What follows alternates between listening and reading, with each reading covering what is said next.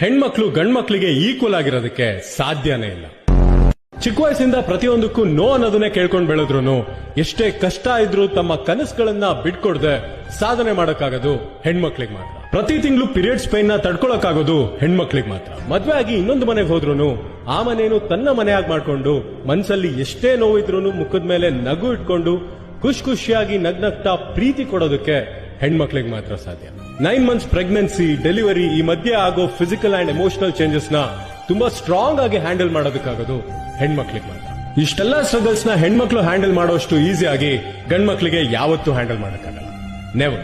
ಗಂಡ್ಮಕ್ಳಾಗಿ ನಾವು mentally and physically strong ಆಗಿದ್ದು ಹೆಣ್ಮಕ್ಳು ಇಷ್ಟೆಲ್ಲ ಸ್ಟ್ರಗಲ್ಸ್ ಪಡ್ಬೇಕಾದ್ರೆ ಅವರ ಜೊತೆಗಿದ್ದು ಅವ್ರನ್ನ ಅರ್ಥ ಮಾಡ್ಕೊಂಡು ಆದಷ್ಟು ಕೇರ್ ಮಾಡು. ಅಂಡ್ ಫೈನಲಿ ನಾವು ಗಂಡ್ಮಕ್ಳಾಗಿ ಹೆಣ್ಮಕ್ಳನ್ನ ಪ್ರೊಟೆಕ್ಟ್ ಮಾಡೋ ನೆಸೆಸಿಟಿ ಇಲ್ಲ.